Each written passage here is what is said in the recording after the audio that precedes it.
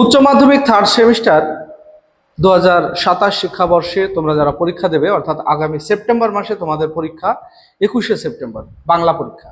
আর আজকে আমি নিয়ে এসেছি বাংলা পরীক্ষার অত্যন্ত গুরুত্বপূর্ণ একটি বিষয়, সেটা হলো সংসদ নমুনার প্রশ্ন সেট।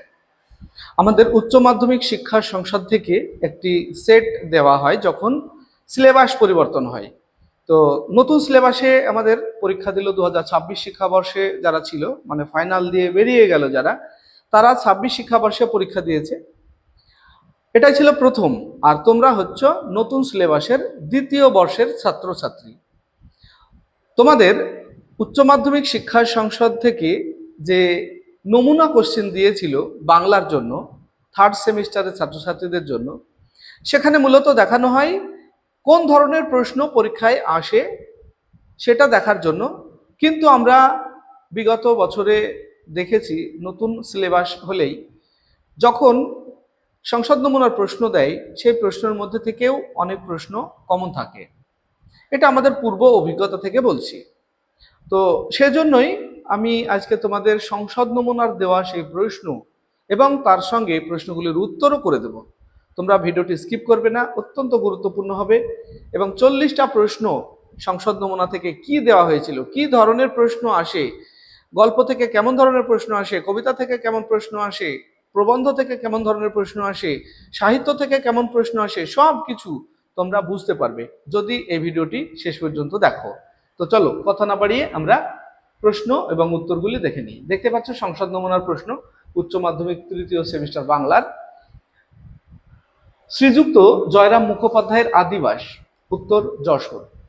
তোমরা স্ক্রিনশট করেও নিতে পারবে, কারণ সব অপশানগুলি বলতে গেলে ভিডিওটা অনেক বড় হয়ে যাবে, তাই আমি সব অপশান বলবো না, শুধু উত্তর অপশানটাই বলে দেব।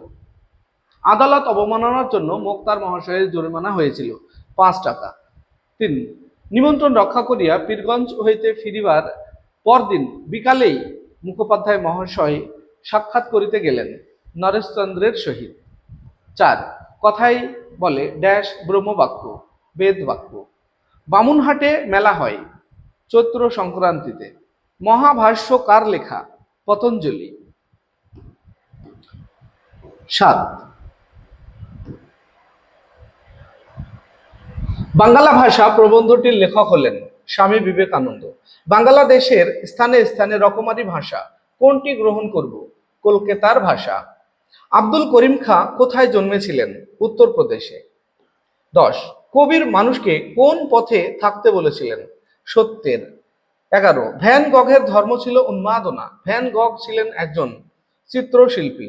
12, আকাশে পুষ্পক আর সপ্তডিঙা সাজে সিন্ধু জলে। পুষ্পক কি? রথ। কবি শ্রীজাত ধর্মের নামে দখলদারিকে কি বলেছেন? প্রতিষ্ঠান আনুগত্য। দিগ্বিজয় রূপকথা কার লেখা? নবনীতা দেবসেন। পোটরাজ কে? দামা। পোটরাজ রোদে বেরোয় না। 3 দিন হয়ে গেল। 17 নম্বর প্রশ্ন।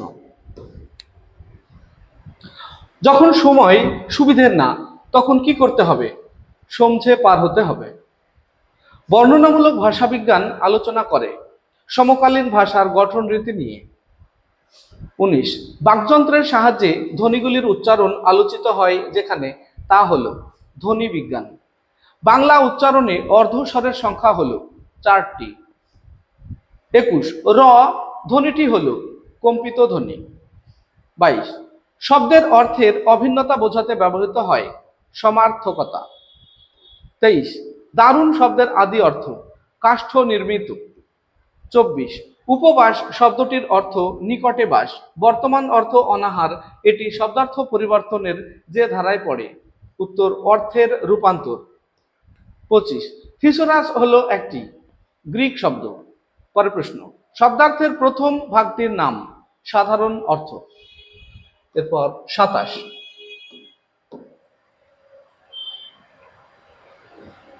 হাফ আখড়ায় গানের জন্ম দেন মোহন চাঁদ বসু।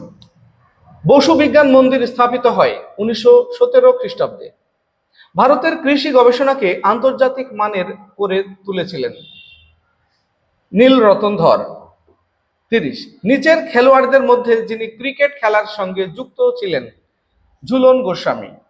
31, সন্ধ্যের পর গৃহে ফিরিয়া ড্যাশ বসিয়া সমবেত বন্ধু মণ্ডলীর নিকট মুখোপাধ্যায় এই কাহিনী সবিস্তারে বিবৃত করিলেন বৈঠকখানায়। 32, যারা ড্যাশ এসেছেন তারা সকলেই সাধারণ লোকের ভাষায় সাধারণকে শিক্ষা দিয়েছেন লোকহিতায়। দিগ্বিজয় যেতে হবে ড্যাশ দিলেন সাজিয়ে দুও রানী।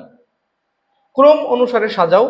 এখানে দেখো 4টে ঘটনা দেওয়া আছে পরপর, সেখানে কোনটা আগে আসবে কোনটা পরে আসবে সেটা তোমাকে বুঝে নিতে হবে এবং এই 4টে বিকল্পের মধ্যে যেটা ঠিক বিকল্প সেটাকে টিক মারতে হবে।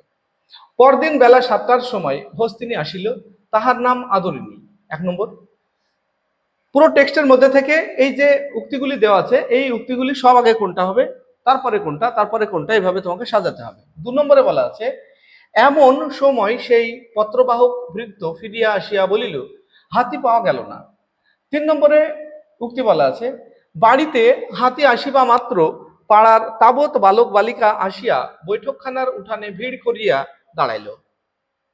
4 নম্বরে, শহর হইতে 2-3 ক্রোশের মধ্যে 2-3 জন জমিদারের হস্তি ছিল। বিকল্প দেওয়া আছে, দেখো এর মধ্যে সঠিক হলো সি, অর্থাৎ এই ঘটনাগুলির মধ্যে 2 নম্বর হবে সব আগে, তারপরে আসবে 4 নম্বর, তারপরে আসবে 1 নম্বর, তারপরে 3 নম্বর, 3 নম্বর হবে সব শেষে। আচ্ছা 34, এরপরে আমরা দেখব 35 নম্বর প্রশ্ন। সত্য মিথ্যা নির্ণয় করো। দেখো 4টে পয়েন্ট দেওয়া আছে, তার মধ্যে কোনটা কোনটা সত্য কোনটা কোনটা মিথ্যা সেটা তোমাকে ঠিক করতে হবে। দেখো, ভাষা হচ্ছে উন্নতির প্রধান উপায় লক্ষণ, সত্য না মিথ্যা ঠিক করে রাখো।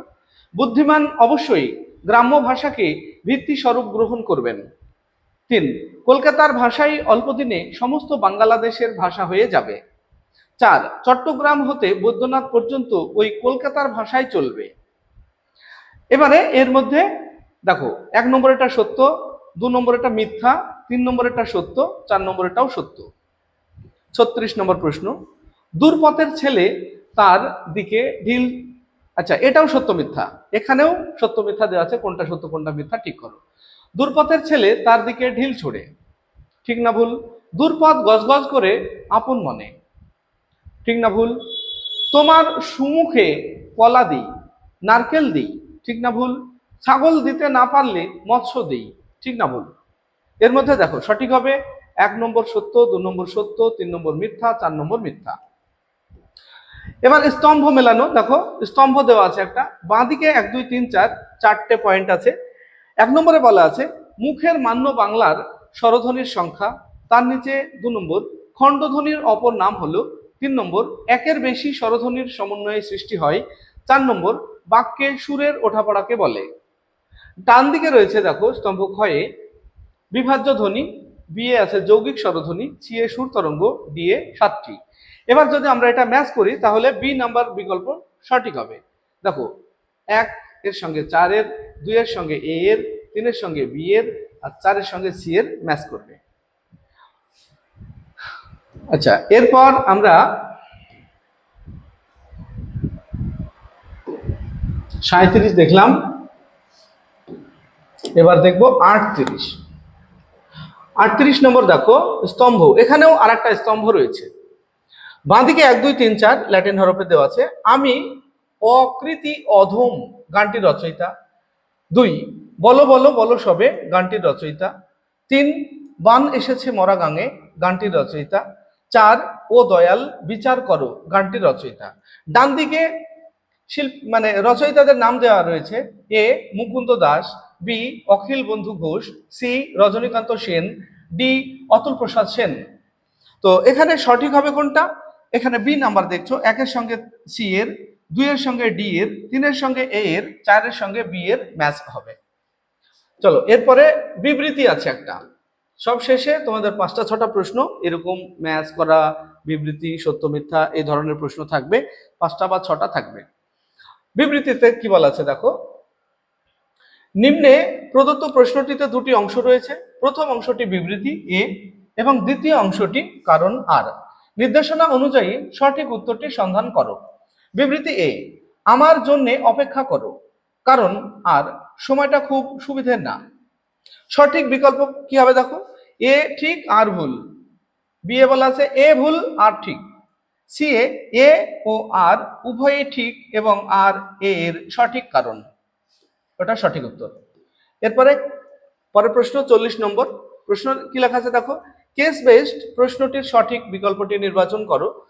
জয়রাম রাস্তার দিকে দৃষ্টিমাত্র না করিয়া বলিলেন, না, গরুর গাড়িতে চড়ে আমি যাব না, যদি হাতি চড়ে যেতে পারি তবেই যাব, নইলে এ বিবাহে আমার যাওয়াই হবে না।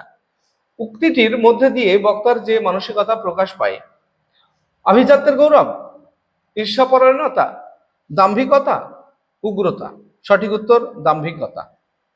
ভিডিওটি ভালো লাগলে লাইক, কমেন্ট এবং শেয়ার করবে। আসছি পরবর্তী ভিডিও নিয়ে, সে পর্যন্ত সবাই ভালো থাকবে, সুস্থ থাকবে। ভিডিওটি শেষ পর্যন্ত দেখার জন্য ধন্যবাদ।